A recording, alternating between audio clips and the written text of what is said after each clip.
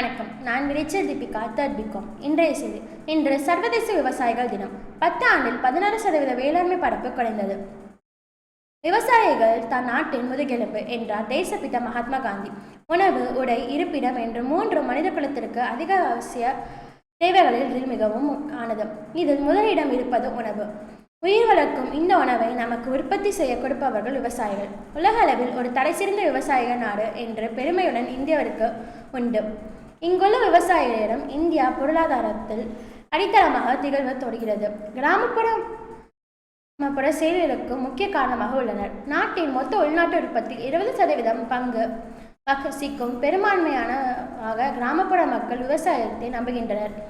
இந்த வகையில் இந்தியாவில் 50% மக்களின் வாழ்வாதாரமாக விவசாயமும் அது சார்ந்த உபத்தொழில்களும் இருக்க வருகிறது. இவை அனைத்திற்கும் மேலாக முன்னாள் பிரதமர் சரண் சிங் பிரதமரின் தேசிய விவசாயிகள் தினம் அனுசரிக்கப்படுகிறது.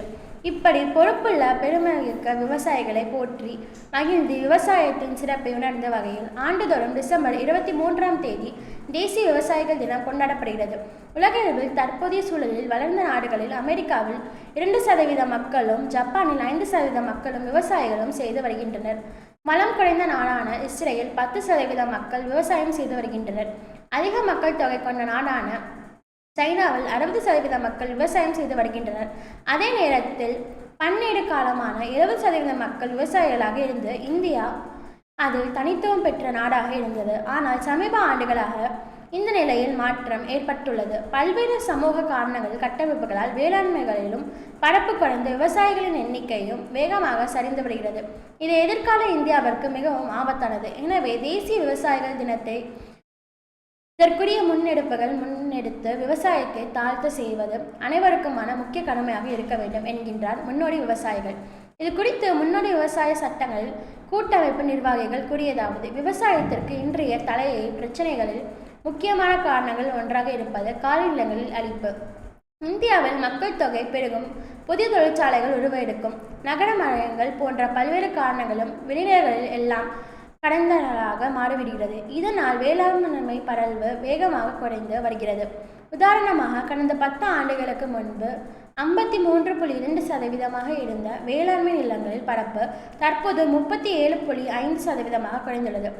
அதாவது 10 ஆண்டில் 16% வேளாண்மை பரப்பு குறைந்துவிட்டது. இந்தியா தற்போது தன்னை ஒரு வல்லரசு நாடாகவும் பொருளாதாரத்தில் மிக வளர்ச்சி பெற்ற நாடாகவும் பிரகடனப்படுத்தி வருகிறது. இந்த இந்தியர்கள் என்ற முறையில் நாம் அனைவருக்கும் பெருமை சேர்ப்பதாக உள்ளது. அதே நேரத்தில் உலகளவில் உணவின்றி பட்டினியால் தவிப்பார்கள் 2.9 கோடி பேர். இவர்களில் 65 லட்சம் மக்கள் இந்தியாவில் தான் இருக்கின்றார்கள். இதில் 40% குழந்தைகளும் போதிய உணவு கொடுக்க முடியாத நிலையில் உள்ளதாம் என்று புள்ளி விவரங்கள் வேதனைக்குரியது. விவசாய நிலப்பரப்பு குறைந்து போதிய உணவு உற்பத்தி இல்லாததும் இதற்கு ஒரு முக்கியத்துவம். விவசாய நிலப்பரப்பு குறைந்து வருகிறது போல் விவசாயிகளின் எண்ணிக்கையும் வேகமாக சரிந்து வருகிறது. இந்தியாவில் 1951ஆம் ஆண்டு மக்கள் தொகை அடிப்படையில் 72% பேர் விவசாயிகளாக இருந்தனர். ஆனால் தற்போது 50%ற்கு குறைவான அளவிலேயே விவசாயிகள் உள்ளனர்.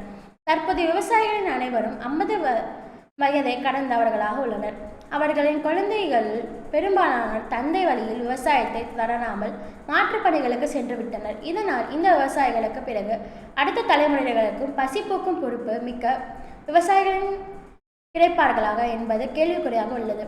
இது நாட்டின் வளர்ச்சிக்கும் பெரும் ஆபத்தாக மாறிவிடும். எனவே இந்தியர்கள் விளைநிலங்களில் விவசாயத்தையும் போற்றி பாதுகாப்பதற்கான விழிப்புணர்வும் உறுதியும் மிகவும் அவசியம். அதே போல் நாம் இந்த தொழிலில் ஈடுபட்டாலும் முன்னோடி விவசாயிகளும் காட்டும் பாதையில் நம்மால் இயன்ற அளவு வேளாண்மை உற்பத்தியிலும் ஈடுபட வேண்டும். காலத்தின் கட்டம் இவ்வாறு கூறினார். நன்றி.